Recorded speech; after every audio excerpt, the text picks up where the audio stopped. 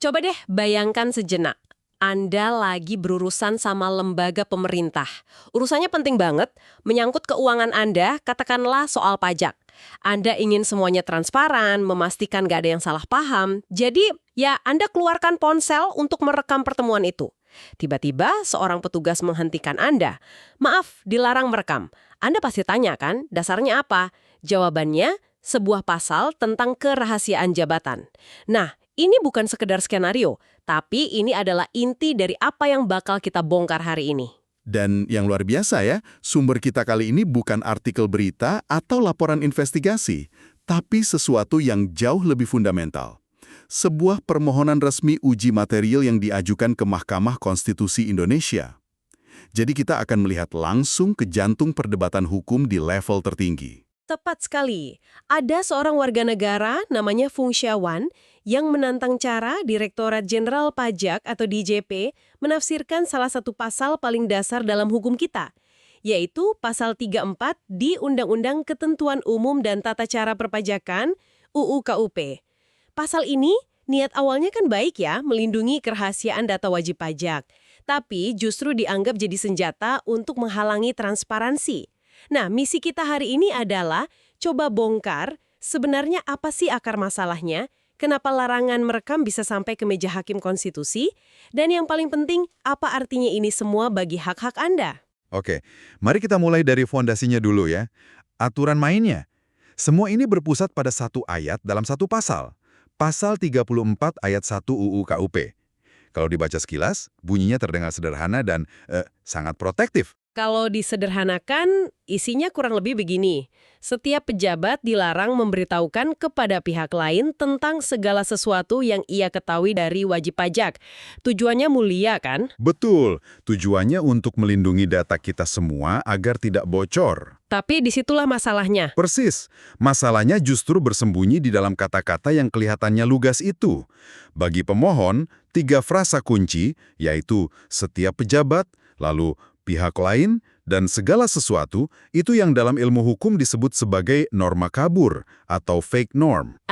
Jadi ini semacam pasal karet di dunia perpajakan gitu ya? Bisa ditarik kemana-mana? Persis, bisa ditarik kemana-mana, tergantung siapa yang menafsirkan pada saat itu. Oke. Gas dan jelas, frasa-frasa ini jadi pintu masuk bagi interpretasi yang sangat luas, bahkan bisa jadi liar. Nah, menurut pemohon, ruang interpretasi inilah yang kemudian digunakan secara berlebihan oleh aparat pajak atau fiskus untuk membenarkan tindakan yang sebenarnya tidak diatur secara eksplisit dalam undang-undang. Contohnya, yaitu tadi, melarang wajib pajak merekam. Dan ini diperparah lagi kan, kalau saya tidak salah baca di bagian penjelasannya justru definisinya makin meluas. Setiap pejabat, baik petugas pajak maupun mereka yang melakukan tugas di bidang perpajakan. Ini fatal. Karena menurut pemohon, bagian penjelasan itu seharusnya cuma menerangkan, bukan menambah norma baru.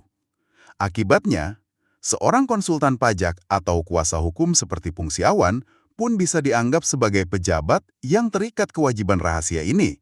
Ini kan jadi problematis sekali. Oke, aturan di atas kertas itu satu hal. Tapi yang membuat kasus ini sampai ke Mahkamah Konstitusi pasti karena ada yang terbakar langsung. Pasti ada pemicu konkret di lapangan kan? Nah, ceritakan bagaimana ini semua bermula.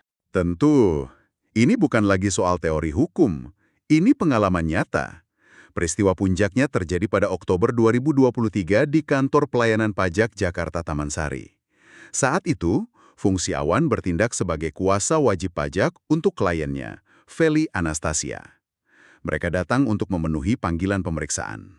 Lalu, apa yang terjadi di dalam ruangan itu? Saya bisa bayangkan, suasananya pasti formal dan tegang. Sangat. Fung Xiawan, mungkin karena merasa ada kejanggalan, atau untuk melindungi kepentingan kliennya, dia berinisiatif merekam pertemuan itu pakai ponselnya. Murni untuk dokumentasi dan transparansi, katanya. Seketika itu juga, petugas pajak secara eksplisit melarangnya. Bukan cuma sekedar bilang tidak boleh dong ya. Mereka pasti memberikan dasar hukumnya. Oh tentu. Mereka langsung menunjuk pasal 34 UU KUP sebagai dasarnya. Bahkan, menurut dokumen permohonan, mereka sampai mencatat dan membacakan pasal itu di hadapan Fung Xiawan. Terjadilah perdebatan sengit. Ujungnya, fiskus memberikan ultimatum, matikan rekaman atau kami tidak akan layani. Dan ceritanya tidak berhenti di situ. Ini menjadi semakin buruk di pertemuan berikutnya, kan? Jauh lebih buruk. Di pertemuan lanjutan yang sangat krusial, yaitu pembahasan akhir hasil pemeriksaan atau PAHP, Fungsiawan datang lagi. Kali ini ia disambut dengan poster larangan merekam yang sudah terpasang. Karena dia tetap mencoba merekam demi bukti, dia bukan cuma ditolak masuk, tapi diusir dari area KPP. Akibatnya, kliennya, sang wajib pajak, kehilangan hak fundamentalnya untuk hadir dalam pembahasan akhir nasib pajaknya. Tunggu, sebentar.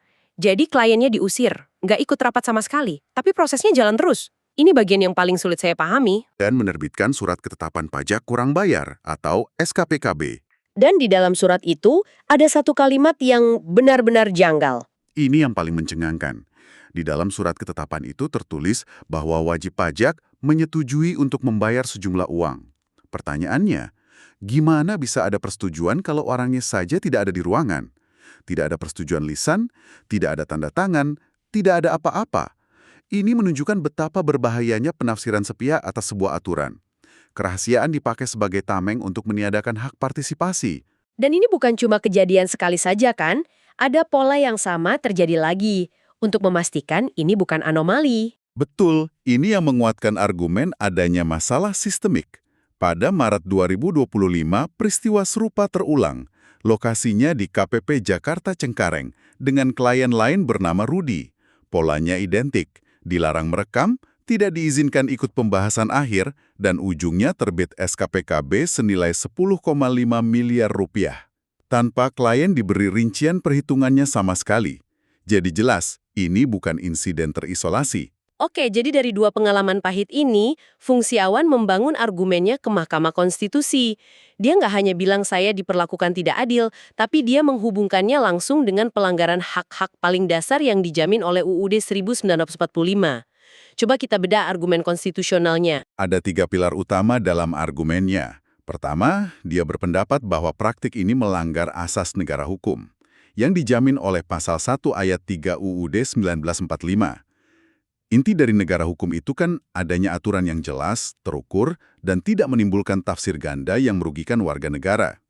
Nah, aturan yang kabur seperti Pasal 34 ini yang bisa ditafsirkan sesuka hati oleh aparat adalah antitesis dari prinsip negara hukum. Fiskus dianggap menciptakan hukum baru, yaitu larangan merekam, yang tidak pernah ada dalam undang-undang. Pilar kedua menyangkut kepastian hukum. Ini diatur dalam pasal 28D ayat 1 UUD. Betul. Dan ini sangat relevan dengan penghalangan fungsionawan. Ketidakpastian muncul ketika wajib pajak tidak tahu apa hak dan kewajibannya. Siapa sebenarnya pihak lain dalam pasal itu? Anehnya, DJP menafsirkan wajib pajak itu sendiri sebagai pihak lain atas datanya sendiri. Itu kan aneh sekali logikanya. Sangat absurd ya. Lalu, kuasa wajib pajak seperti fungsional juga bisa dianggap pejabat yang terikat rahasia. Semua ini membuat wajib pajak berada dalam posisi yang sangat lemah dan serba tidak pasti. Dan pilar ketiga, ini yang paling langsung terasa dampaknya, pelanggaran hak atas informasi yang dijamin oleh pasal 28F. Iya, pasal ini secara eksplisit menyatakan setiap orang berhak untuk mencari, memperoleh, memiliki, menyimpan dan menyampaikan informasi. Mendokumentasikan sebuah proses yang menyangkut nasib finansial diri sendiri itu kan bagian dari hak itu. Jadi, larangan merekam dan penolakan DJP memberikan salinan rekaman internal mereka, jika ada, dianggap melanggar hak ini secara telak. Nah, soal rekaman internal DJP ini, disinilah letak ironi terbesarnya kan? Karena sebenarnya, aturan internal mereka sendiri justru mewajibkan adanya perekaman. Ini adalah poin yang sangat kuat dalam argumen pemohon. Ada surat edaran DJP, yaitu SE 12 PJ 2016. Surat edaran itu secara spesifik mewajibkan pemeriksa pajak untuk merekam pertemuan PHP, baik audio maupun video. Tujuannya apa? Tertulis jelas. Demi menjaga integritas, profesionalisme, dan untuk tujuan pembinaan serta pengawasan internal. Jadi tunggu. Untuk kepentingan internal mereka, rekaman itu wajib demi transparansi. Tapi ketika wajib pajak meminta hal yang sama untuk kepentingannya, tiba-tiba rekaman itu jadi terlarang dengan alasan kerahasiaan. Ini kontradiksi yang luar biasa. Tepat sekali. Ini seperti mengatakan, kami boleh mengawasi proses ini, tapi Anda tidak boleh. Aturan kerahasiaan dalam pasal 34 akhirnya digunakan sebagai alasan untuk tidak memberikan bukti rekaman yang seharusnya mereka miliki. Kalau rekamannya tidak ada, mereka bisa berlindung di balik pasal 34. Kalau rekamannya ada, mereka juga bisa menolak memberikannya dengan alasan yang sama. Wajib pajak jadi terkunci dari segala arah. Ini yang membuat argumen DJP menjadi sangat lemah secara logika. Tapi coba kita fair sejenak. Kita tidak bisa hanya melihat dari satu sisi. Posisi pemerintah, dalam hal ini Kemenkeu dan DJP, mungkin bukan murni ingin menghalangi ya. Pasti ada ketakutan atau alasan rasional di balik kebijakan larangan ini. Pemohon kan sudah meminta penjelasan resmi dari mereka. Benar. Dan kita harus memahami logika mereka juga. Melalui Pejabat Pengelola Informasi dan Dokumentasi atau PPID, Kemenkeu dan DJP memberikan jawaban yang konsisten. Mereka mengakui bahwa dasar hukum larangan merekam itu memang murni penafsiran mereka atas pasal 34. Logikanya bisa kita urai. Gimana alur berpikir mereka? Pertama, mereka khawatir tentang efek samping. Bayangkan sebuah kantor pajak yang ramai. Kalau satu wajib pajak merekam, ada potensi suara atau gambar wajib pajak lain yang lagi dilayani di meja sebelah ikut rekam. Atau bahkan data personal petugas pajaknya sendiri, seperti nama di tanda pengenal. Kalau rekaman ini kemudian tersebar di media sosial, kerahasiaan data pihak ketiga yang nggak bersalah bisa bocor. Dan kalau itu terjadi, yang kena getahnya pasti institusinya ya? Tentu, konsekuensinya serius bagi mereka. Kalau data wajib pajak lain bocor, DJP bisa dituntut secara hukum. Kepercayaan publik yang sedang coba mereka bangun bisa hancur. Dan bagi petugas di lapangan, ini yang paling penting. Pegawai yang mengizinkan perekaman itu bisa dianggap lalai dalam menjaga rahasia jabatan. Ancamannya nggak main-main, bisa sampai sanksi pidana. Jadi ini lebih ke langkah preventif untuk mitigasi risiko. Daripada pusing memilah mana yang boleh dan tidak, lebih aman dilarang total saja. Begitu kira-kira. Tepat. Karena konsekuensi yang dianggap sangat berat itu, mereka mengambil kebijakan sapu jagat. Larang semua pihak eksternal, termasuk wajib pajak yang sedang diperiksa untuk merekam di lingkungan kantor pajak. Jadi, larangan itu adalah buah dari interpretasi risiko atas sebuah pasal yang memang ambigu dari sananya. Masalahnya, langkah preventif ini justru mengorbankan hak fundamental wajib pajak itu sendiri. Jadi, setelah kita membedah semua ini, terlihat jelas ada sebuah benturan fundamental. Di satu sisi, ada hak Anda sebagai warga negara untuk mendapatkan transparansi, kepastian hukum, dan informasi mengenai urusan Anda sendiri yang dijamin konstitusi. Dan di sisi lain, ada kewajiban negara yang juga sangat penting, yaitu menjaga kerahasiaan data seluruh wajib pajak, yang juga diamanatkan oleh undang-undang. Ini bukan perdebatan sederhana antara yang benar dan yang salah, tapi benturan antara dua prinsip yang sama-sama valid. Poin yang sangat penting untuk dicatat, dan ini ada di dalam petitum atau tuntutan pemohon, adalah bahwa fungsionawan tidak meminta pasal ini dihapus total. Dia sadar akan pentingnya kerahasiaan. Betul sekali. Permohonannya sangat terukur dan cerdas. Dia tidak meminta pasal itu dibatalkan, melainkan meminta Mahkamah Konstitusi memberikan penafsiran yang mengikat secara hukum. Dalam istilah hukum, ini disebut putusan konstitusional bersyarat. Tujuannya adalah untuk menghilangkan karetnya, memperjelas frasa-frasa yang selama ini kabur. Bisa kasih contoh konkretnya?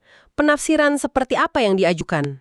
Misalnya, pemohon meminta agar frasa pihak lain secara tegas dimaknai oleh mahkamah sebagai pihak selain wajib pajak itu sendiri atau kuasa yang sah.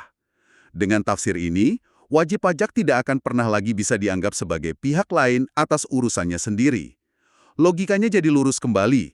Contoh lain, frasa setiap pejabat harus ditafsirkan terbatas hanya untuk pejabat pajak internal DJP dan tidak bisa diperluas untuk mencakup konsultan atau kuasa wajib pajak.